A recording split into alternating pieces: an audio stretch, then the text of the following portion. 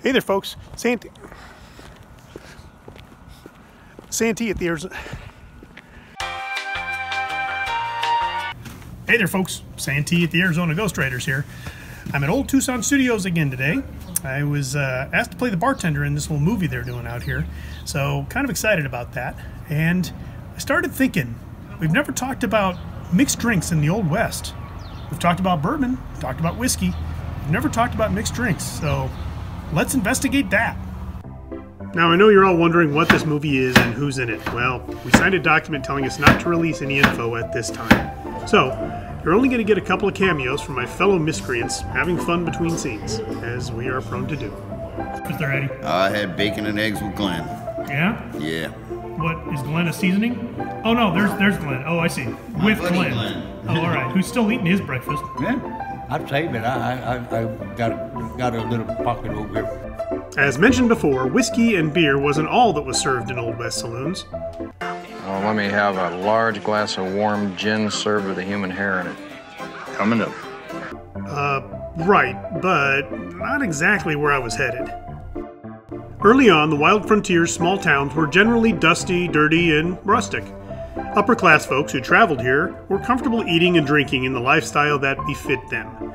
So, some business owners went out of their way to build fancy saloons and hotels to attract the high-paying clientele. In my brief stint as the bartender, I asked my fellow actors if they wanted a mint julep or a whiskey punch.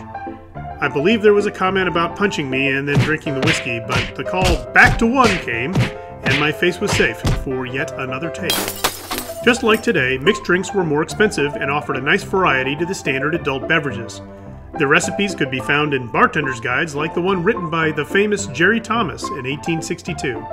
All I need are some tasty waves, cool buzz, and I'm fine. In that book, you will find a large choice of punches, sours, slings, cobblers, shrubs, toddies, and flips. The term cocktail actually dates back to the early 1800s, when it is defined as a stimulating liquor composed of spirits of any kind, sugar, water, and bitters. I'm really pumped to be here.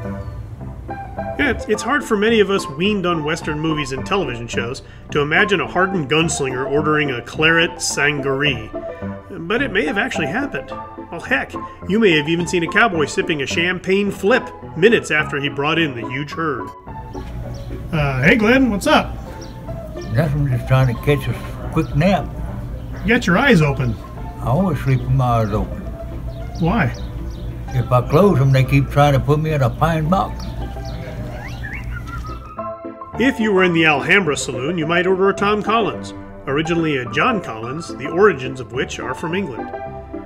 Beef tea, which was beef stock and brandy, was a very popular drink that you don't see much of today. I wonder why. Now, I'm not going to go into all the different mixed drinks that our pioneers enjoyed. I urge you to do your own research and find an interesting recipe from the era, make it, and let me know what you think. As for us Arizona Ghostriders, I think we're just going to stick to our whiskey. You don't like to drink with no one, so I keep the end of the bar for him. Wouldn't hurt my feelings none if he took his business somewhere else. Well, folks, therein lies another episode.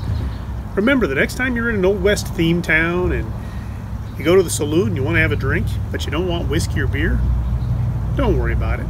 Order yourself a cocktail. Hey, they were doing it back then, too. Don't worry, no one's going to judge you. Well, unless Bill Brazelton's there. Ow!